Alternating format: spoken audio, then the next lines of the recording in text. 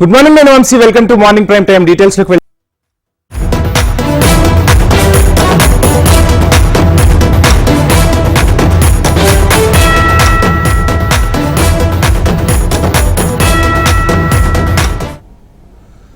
లోక్సభ ఎన్నికల సంగ్రామం తుది అంకానికి చేరుకుంది. మార్చి 16న ప్రారంభమైన 18వ లోక్సభ ఎన్నికల కథ ఎట్టకేలకు తుది అంకానికి చేరుకుంది.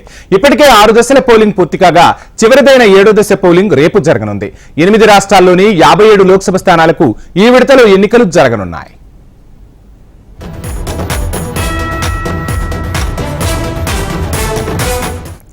పంజాబ్లోని 13 స్థానాలకు హిమాచల్ ప్రదేశ్లో 4, ఉత్తరప్రదేశ్లో 13, పశ్చిమ బెంగాల్లో 9, బీహార్లో 8, ఒడిశాలో 6, జార్ఖండ్లో 3 సీట్లతో పాటు చండీగఢ్లో 1 స్థానానికి పోలింగ్ జరగనుంది. కాగా ఇప్పటి వరకు 28 రాష్ట్రాలు, కేంద్రపాలిత ప్రాంతాల్లోని 486 స్థానాలకు పోలింగ్ ముగిసింది.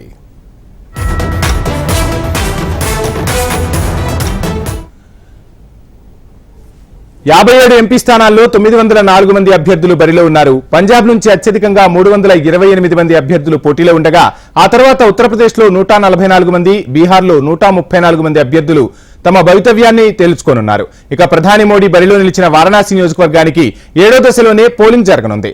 వారణాసిలో ప్రధాని మోడీపై కాంగ్రెస్ కీలక నేత అజయ్ రాయ్ బరిలో నిలుస్తున్నారు. దీంతో కాశీలో పోలింగ్ పై ఆసక్తి నెలకొంది.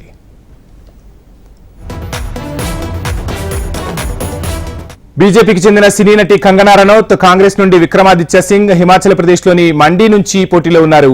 గోరఖ్పూర్ నుంచి బీజేపీ అభ్యర్థి రవికిషన్, సమాజ్వాదీ అభ్యర్థి కాజల్ నిషాద్ మధ్య పోటీ నెలకొంది. హమీర్పూర్ నుంచి బీజేపీ తరపున అనురాగ్ ఠాకూర్, కాంగ్రెస్ తరపున సత్యపాల్ సింగ్ బరిలో నిలిచారు.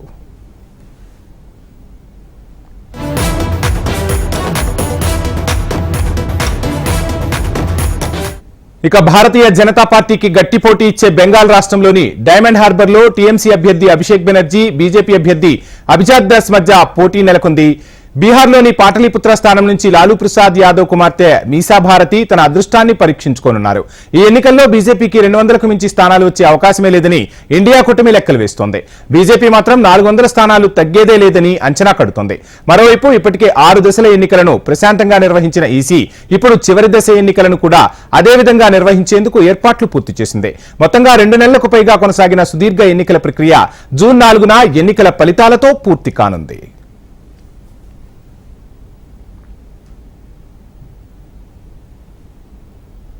ఇక లోక్సభ చివరి విడత ఎన్నికల ప్రచారం గురువారం సాయంత్రంతో ముగియడంతో ప్రధాని మోడీ తమిళనాడులోని కన్యాకుమారికి చేరుకున్నారు. అక్కడ వివేకానంద రాక్ మెమోరియల్లో 45 గంటల సుదీర్ఘ ధ్యానాన్ని ప్రారంభించారు. మోడీ టూర్ సందర్భంగా భారీ భద్రతా ఏర్పాట్లు చేశారు. రేపు సాయంత్రం వరకు ప్రధాని అక్కడే ధ్యానంలో గడుపుతారు.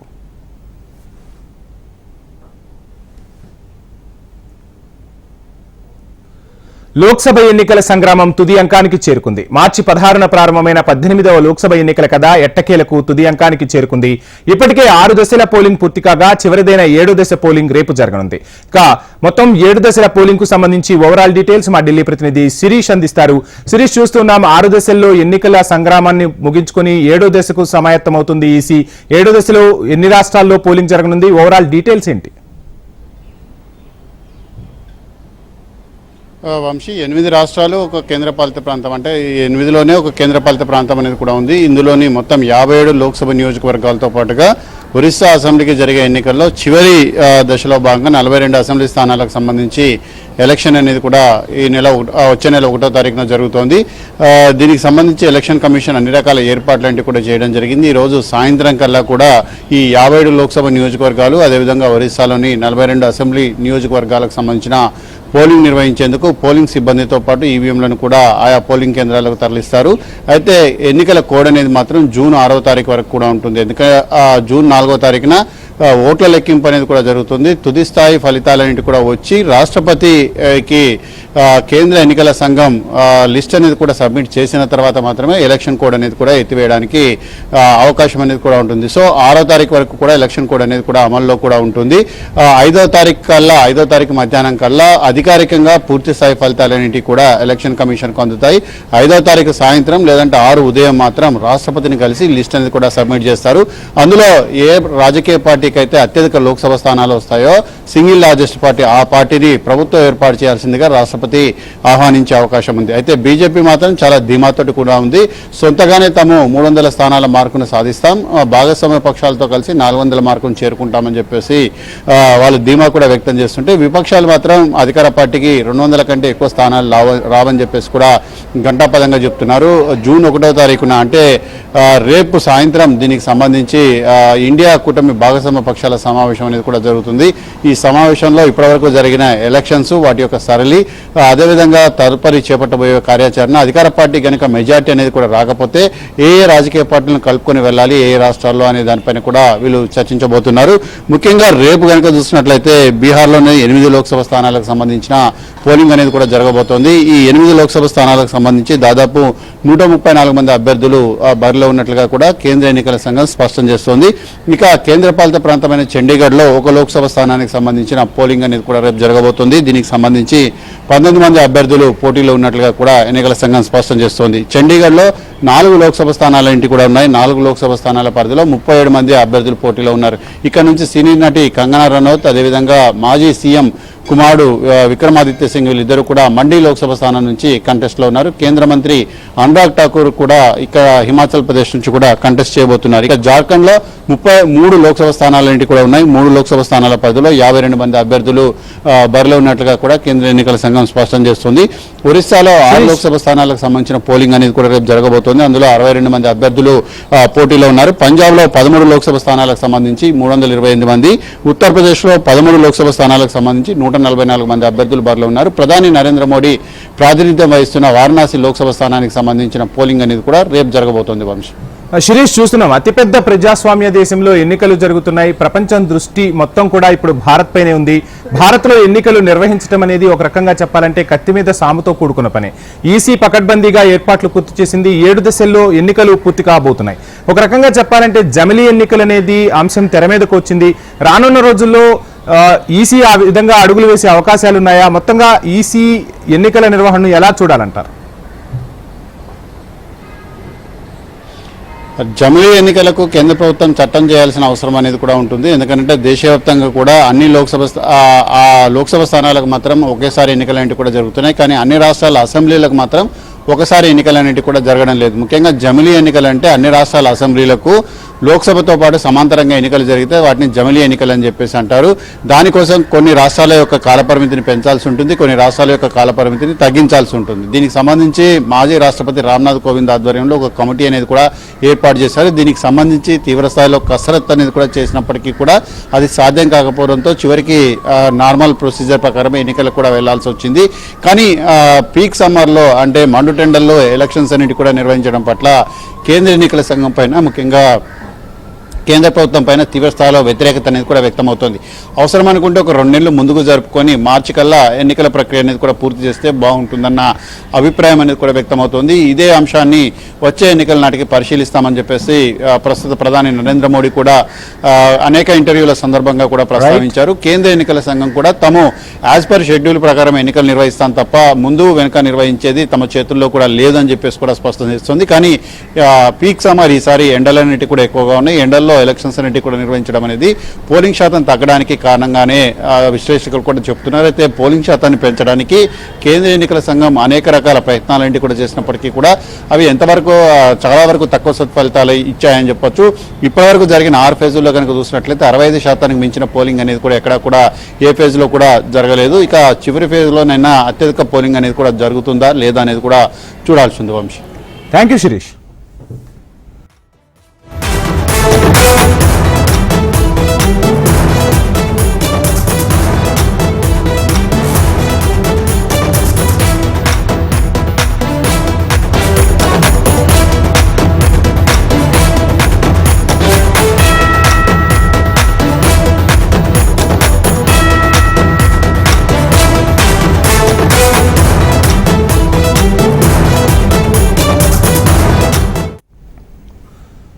ఆంధ్రప్రదేశ్లో కౌంటింగ్ కు భారీ ఏర్పాట్లు చేసింది ఈసీ. రికార్డు స్థాయిలో కేంద్ర బలగాలను మోహరించింది. కౌంటింగ్ కేంద్రాల దగ్గర 144 సెక్షన్ విధిస్తూ ఆదేశాలు జారీ చేసింది ఎన్నికల సంఘం.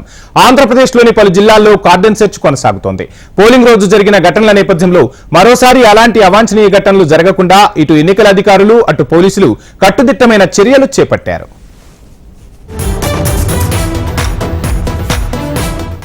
ఇదిలా ఉంటే కొవ్వూరు లేదా రంపచోడవరం నియోజకవర్గాల్లో తొలుత ఫలితాలు వెలువడే అవకాశం ఉన్నట్లుగా తెలుస్తుంది. ఇక్కడ 13 రౌండ్లతోనే తుది ఫలితాలు వెలువడే అవకాశం ఉంది. చంద్రగిరి, రంపచోడవరం, పాణ్యం, భీమిలిలో చివరిగా 29 రౌండ్ల వరకు కౌంటింగ్ సాగే పరిస్థితి నెలకొంది. కాబట్టి తొలి ఫలితాలు, చివరి ఫలితాలు వెలువడే ప్రాంతాల్లో మరింత కట్టుదిట్టమైన భద్రతా ఏర్పాట్లు చేస్తున్నారు పోలీసులు.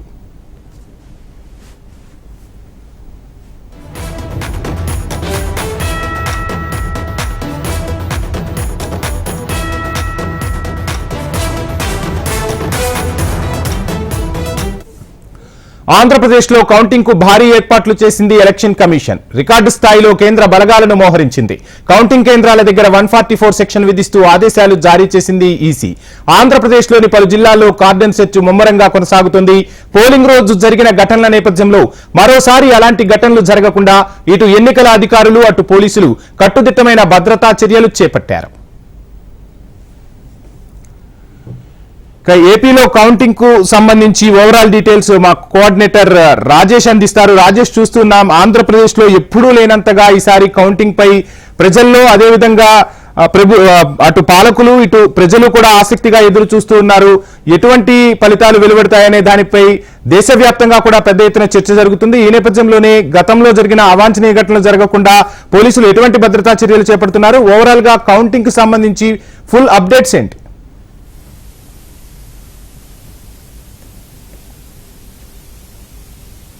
కేంద్రాల్లో కౌంటింగ్ కొనసాగబోతుంది. అయితే ఈ 38 కేంద్రాల్లో కూడా కట్టుదిట్టమైన భద్రత ఏర్పాటు చేశారు. గతంలో చూసుకున్న అనుభవాలు, పోలింగ్ రోజున జరిగిన గొడవలను దృష్టిలో పెట్టుకొని 3 అంచెల భద్రతా ఏర్పాట్లు పూర్తి స్థాయిలో అధికారులు ఇప్పటికే ఏర్పాటు చేశారు. 40 కంపెనీలకు సంబంధించిన బలగాలను కూడా ఆంధ్రప్రదేశ్లో సిద్ధం చేశారు. దీంతో పాటు ఆంధ్రప్రదేశ్ పోలీసు బలగాలను కూడా అప్రమత్తంగా ఎక్కడా కూడా ఏ ఇబ్బంది జరగకుండా పూర్తి స్థాయిలో ఏర్పాట్లు చేశారు. 3 అంచెలు కౌంటింగ్ కేంద్రాలకు 3 అంచెల భద్రతా ఏర్పాట్లు చేశారు. ఎక్కడా కూడా దాటి కౌంటింగ్ కేంద్రం దగ్గరికి అభ్యర్థులు కావచ్చు, లేదంటే కౌంటింగ్ ఏజెంట్లు కావచ్చు, అధికారులు కావచ్చు, ఎవరు వెళ్ళాలన్నా 3 అంచెల్లో 3 బలగాలను దాటుకొని కౌంటింగ్ కేంద్రాలకు వెళ్ళే పరిస్థితి ఏర్పాటు చేశారు. అది కూడా ఏదో పూర్తి స్థాయిలో ఒక కౌంటింగ్ సెంటర్ 2 కౌంటింగ్ సెంటర్లు కాదు, ఏర్పాటు చేసిన 38 కౌంటింగ్ సెంటర్లకు కూడా 3 అంచెల భద్రత ఏర్పాటు చేశారు. ముందస్తుగా గొడవలు జరుగుతాయా జరగవా అనే సంగతి పక్కన పెట్టి పూర్తి స్థాయిలో ముందస్తుగా పోలీసులు మాత్రం గత అనుభవాలను దృష్టిలో పెట్టుకొని ముందస్తుగా మాత్రం పూర్తి స్థాయిలో భద్రత ఏర్పాట్లు చేశారు. రాష్ట్రంలో చూసుకుంటే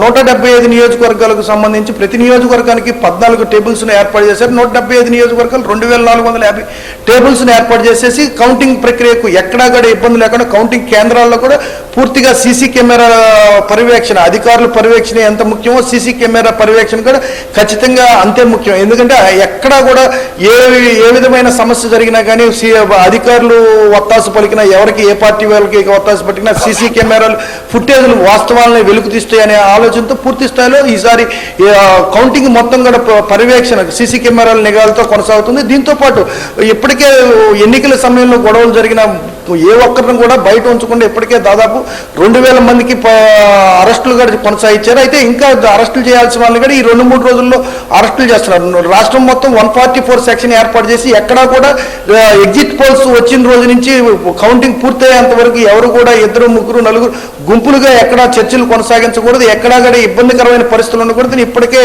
జిల్లాల్లో అధికారులు స్పష్టంగా చెప్పారు వంశీ. అయితే పూర్తి స్థాయిలో కూడా ఎక్కడా కూడా ఎటువంటి గొడవలు లేకుండా పూర్తి స్థాయిలో అధికారులు గతంలో ఎప్పుడూ లేని విధమైన యాంగ్జైటీ కూడా ప్రజల్లో ఉంది. ఈసారి ఎన్నికల ఫలితాలు ఎలా ఉండబోతున్నాయి, అసలు ఎన్నికల ఫలితాలు ప్రజలు ఏ విధమైన తీర్పు ఇచ్చారని నాయకులకు ఉంటే అసలు ఏం జరుగుతుందని ప్రజలకు కూడా ఆసక్తి ఎక్కువ ఉంది. ఈ ఆసక్తి మీద కూడా ప్రత్యేకమైన ఇంట్రెస్ట్ చూపించడం, అదేవిధంగా చర్చలు కొనసాగించడం పద్ధతి మానుకోవాలి. రాష్ట్ర వ్యాప్తంగా 144 సెక్షన్ అమల్లో ఉంది. ఎక్కడా కూడా రోడ్ల మీద జనాలు కనపడకుండా అధికారులు పూర్తి స్థాయిలో చర్యలు తీసుకున్నారు వంశీ.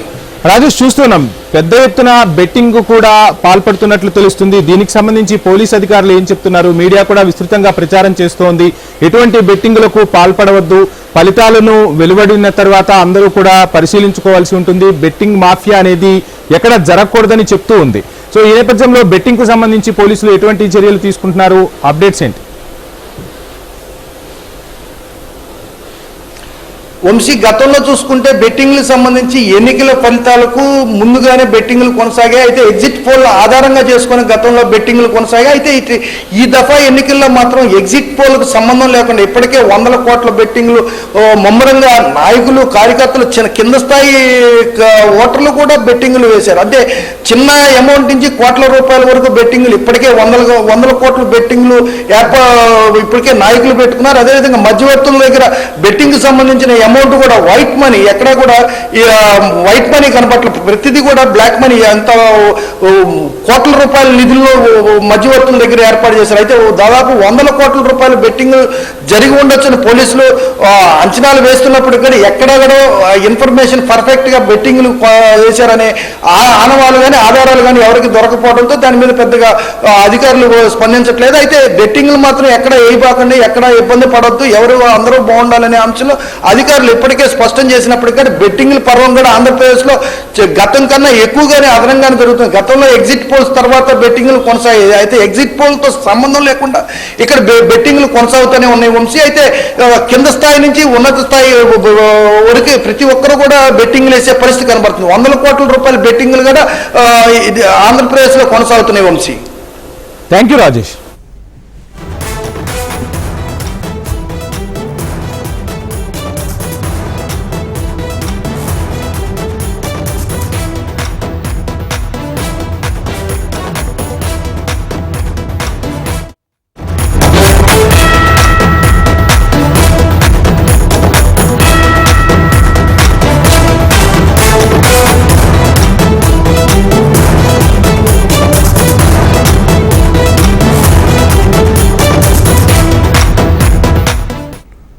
పల్నాడు జిల్లా వినుకొండలో ఎస్పీ మల్లికా గర్గ్ అల్లర్లు సృష్టించే వారికి పబ్లిక్ గా హెచ్చరికలు జారీ చేశారు.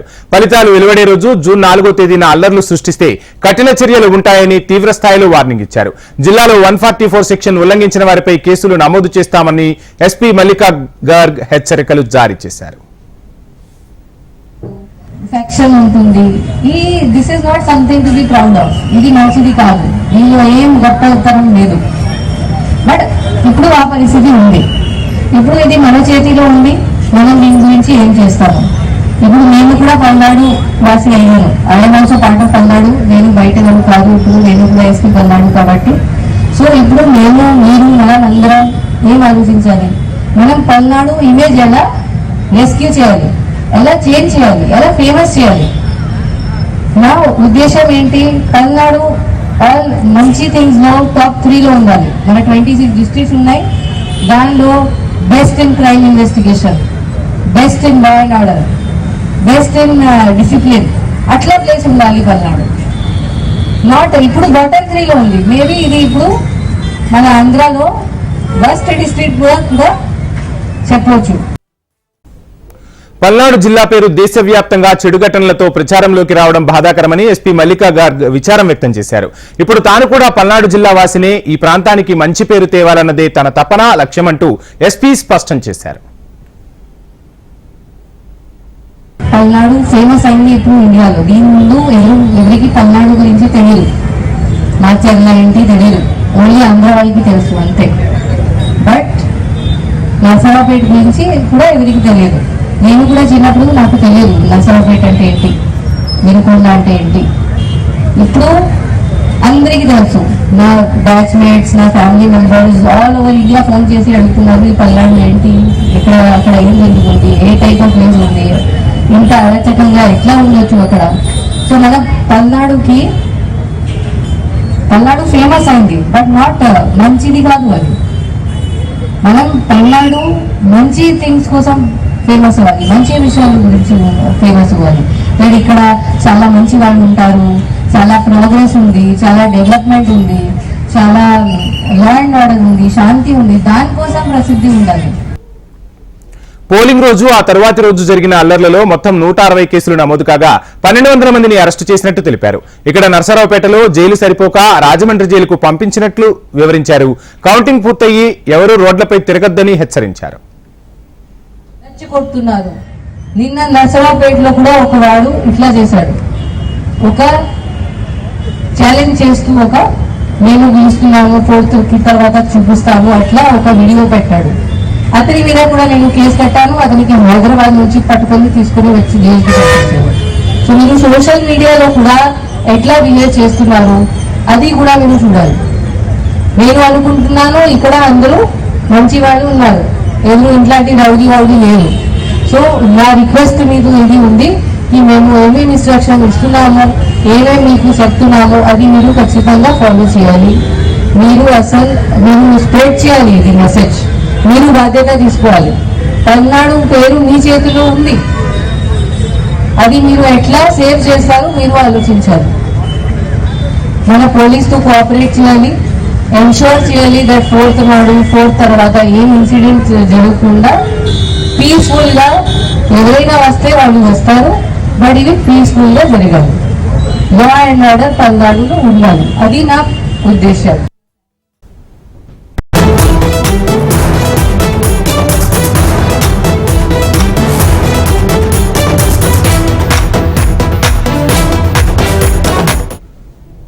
ఎన్నికల తర్వాత లండన్ వెళ్లిన జగన్ ఈ రోజు రాత్రికి రాష్ట్రానికి చేరుకోనున్నారు. ఇప్పటికే గెలుపుపై ధీమా వ్యక్తం చేస్తున్నారు వైసీపీ నేతలు. నిన్న సీఎం జగన్ సైతం ట్విట్టర్ వేదికగా స్పందించారు. తిరిగి మళ్లీ అధికారం చేపట్టబోతున్నామంటూ 2019 నాటి ప్రమాణ స్వీకార ఫోటోను షేర్ చేశారు. దీంతో వివిధ ప్రాంతాల్లో విశ్రాంతి తీసుకుంటున్న ఎమ్మెల్యేలు తిరుగు ప్రయాణమయ్యారు. రేపు సాయంత్రానికి ఆంధ్రప్రదేశ్ చేరుకోనున్నారు. అయితే ఇప్పటిదాకా విశ్రాంతి తీసుకున్న నేతల్లో మళ్లీ టెన్షన్ మొదలైంది. బయటికి ధీమా వ్యక్తం చేస్తున్నా లోపల మాత్రం ఆందోళన పడుతున్నట్లు తెలుస్తోంది. ఎన్నికలు ముగిసిన తర్వాత ఐపాక్ టీంతో ఈసారి గెలుపు తమదేనని ప్రకటించారు. దేశం నివ్వెరపోయే విజయం సాధిస్తామని ధీమా వ్యక్తం చేశారు. మళ్లీ నిన్న ట్విట్టర్ వేదికగా స్పందించడంతో వైసీపీ శ్రేణుల్లో జోష్ నెలకొంది.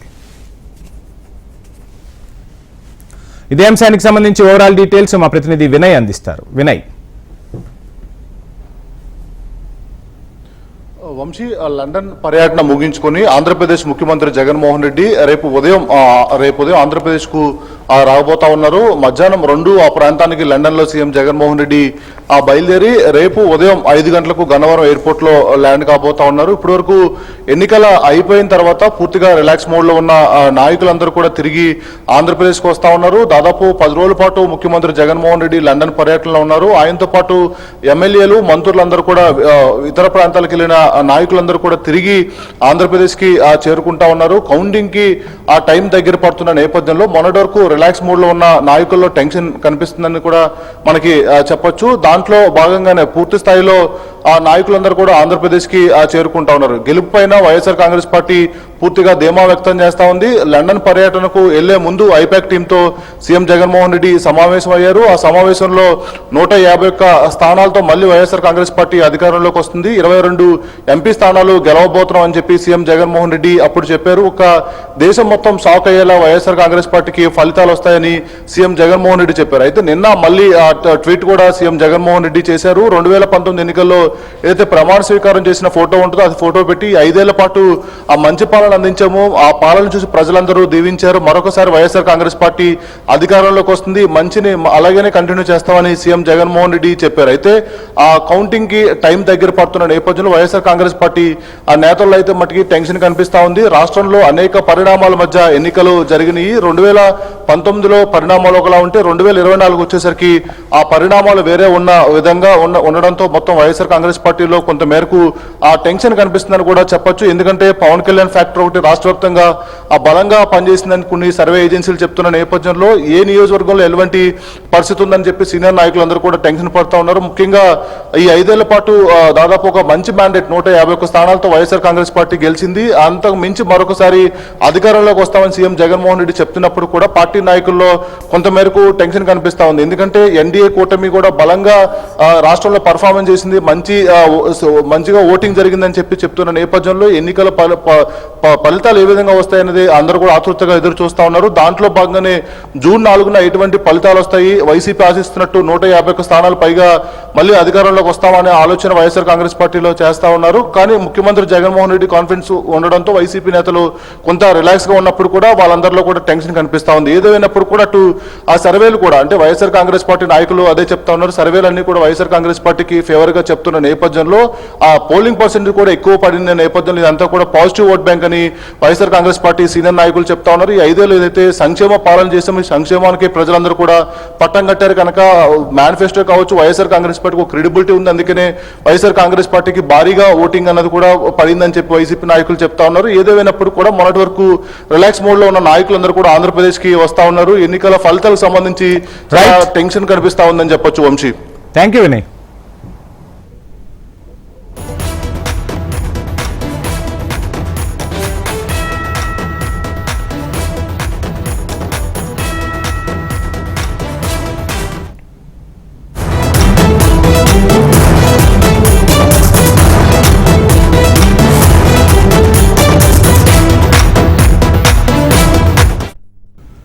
లైంగిక దాడి ఆరోపణలు ఎదుర్కొంటున్న ఎంపీ ప్రజ్వల్ రేవన్నను సిట్ అధికారులు అరెస్టు చేశారు. అర్ధరాత్రి కెంపెగౌడ విమానాశ్రయంలో ప్రజ్వల్ ను అధికారులు అదుపులోకి తీసుకున్నారు. గత నెల 27న ప్రజ్వల్ బెంగళూరు నుంచి జర్మనీకి వెళ్లిపోయాడు. పాస్పోర్ట్ రద్దు చేస్తామని సిట్ అధికారులు నోటీసులు పంపడంతో పాటు కుటుంబ సభ్యుల నుంచి ఒత్తిడి పెరగడంతో ప్రజ్వల్ రేవన్న బెంగళూరుకు చేరుకున్నారు. ఎన్నికల రోజు ఓటు వేసిన అనంతరం లైంగిక వేధింపుల పెన్ డ్రైవ్ వివాదం బయటకు రావడంతో ప్రజ్వల్ జర్మనీకి పారిపోయాడు.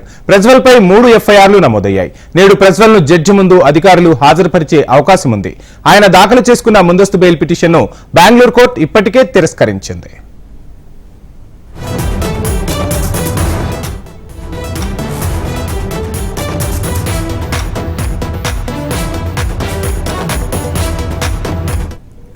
లైంగిక దాడి ఆరోపణలు ఎదుర్కొంటున్న ఎంపీ ప్రజ్వల్ రేవన్నను సిట్ అధికారులు అరెస్టు చేశారు. అర్ధరాత్రి కెంపెగౌడ విమానాశ్రయంలో ప్రజ్వల్ ను అధికారులు అదుపులోకి తీసుకున్నారు. ఇక ఇదే అంశానికి సంబంధించి ఓవరాల్ డీటెయిల్స్ మా ప్రతినిధి ప్రవీణ్ అందిస్తారు. ప్రవీణ్, చూస్తున్నాం ప్రజ్వల్ రేవన్నను పోలీసులు అదుపులోకి తీసుకున్నట్టు తెలుస్తుంది. ఎంతసేపట్లో జడ్జి ముందు ప్రవేశపెట్టే అవకాశం ఉంది. ముందస్తు బెయిల్ కూడా అప్లై చేశారు. ఆ బెయిల్ ను కూడా కోర్టు రద్దు చేసింది. ఈ నేపథ్యంలో ప్రజ్వల్ స్టెప్స్ ఎలా ఉండబోతున్నాయి? సిట్ అధికారులు అసలు ఏం చెప్తున్నారు? వంశీ, ఈ రోజు తెల్లవారుజామున ఏదైతే జర్మనీ నుంచి ప్రజ్వల్ రేవన్న ఎట్టకే చేరుకున్న వెంటనే పోలీస్ స్టేషన్ ఏదైతే తీసుకోవడం జరిగింది. రాత్రి 3 గంటల సమయంలో సిట్ కార్యాలయానికి ప్రజ్వల్ రేవన్న తీసుకొచ్చారు. ప్రజ్వల్ రేవన్న లైంగిక ఆరోపణలు, దాడి, అదేవిధంగా ఆ బెదిరింపులతో పాటు కిడ్నాప్ సంబంధించిన ఆరోపణలు ఎదుర్కొన్నారు.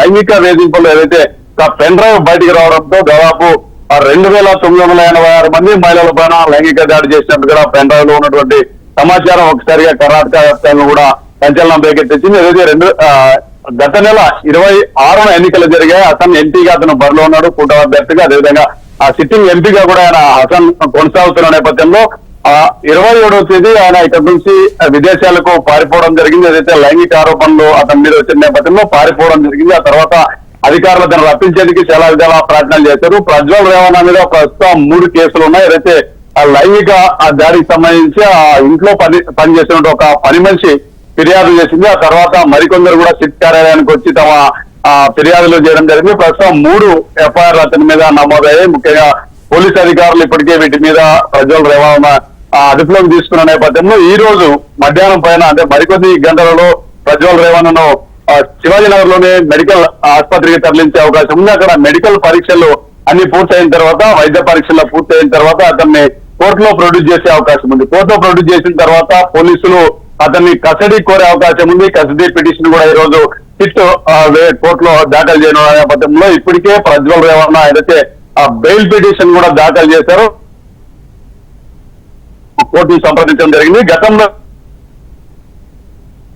ప్రజ్వల్ రేవన్న దాఖలు చేసినటువంటి బెయిల్ పిటిషన్ కోర్టు తిరస్కరించింది. తాజాగా తన న్యాయవాదుల ద్వారా ఈ రోజు కూడా మరోసారి ఆయన కోర్టుకు బెయిల్ పిటిషన్ కు కోర్టుకు వెళ్లిన నేపథ్యంలో ఈ రోజు దాని మీద హియరింగ్ జరిగే అవకాశం ఉంది. అయితే మధ్యాహ్నం తర్వాత ప్రజ్వల్ రేవన్న ప్రవేశపెడతారు. జడ్జి ముందు ప్రవేశపెట్టిన నేపథ్యంలో సిట్ అధికారులు అతన్ని కస్టడీ కోరే అవకాశం ఉంది. ఇప్పటికే కర్ణాటక ప్రభుత్వం ఈ కేసును చాలా ప్రతిష్టాత్మకంగా తీసుకుంది. తను పారిపోయిన తర్వాత ఇంటర్పోల్ కూడా సంప్రదించడం జరిగింది. బ్లూ క్రాస్ నోటీస్ కూడా జారీ చేయడం జరిగింది. ఇమిగ్రేషన్ అధికారులు కూడా అలర్ట్ చేసిన నేపథ్యంలో మరోవైపు జేడీఎస్ కుటుంబ పెద్ద మాజీ ప్రధాని దేవగౌడ కూడా జేడీఎస్ దళపతి దేవగౌడ కూడా ఇతని మీద సీరియస్ అయ్యారు. ఎక్స్లో ఒక 4 రోజుల క్రితం పోస్ట్ చేయడం జరిగింది. ఏదైతే చట్టపరంగా వచ్చి లొంగితే చట్టపరంగా ఎదుర్కోకపోతే కుటుంబానికి కూడా దూరం రైట్. వ్యాఖ్యలు చేసి థ్యాంక్ యూ ప్రవీణ్.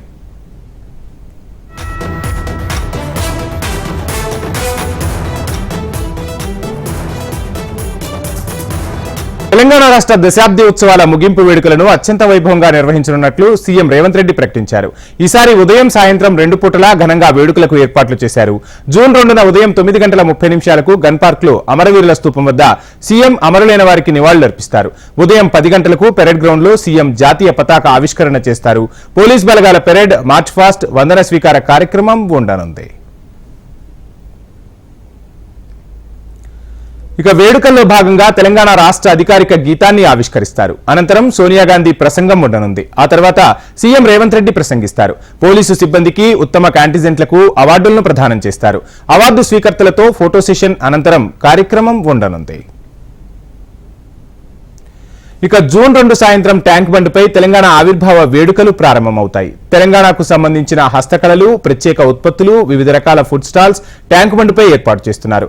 సాయంత్రం 6:30 సీఎం రేవంత్ ట్యాంక్ బండ్కు చేరుకుని అక్కడ ఏర్పాటు చేసిన వివిధ స్టాళ్లను సందర్శిస్తారు. అనంతరం తెలంగాణ కళారూపాలు, అద్భుత ప్రదర్శనకు అద్దం పట్టే కార్నివాల్ నిర్వహిస్తారు. దాదాపు 700 మంది కళాకారులు ఇందులో పాల్గొననున్నారు.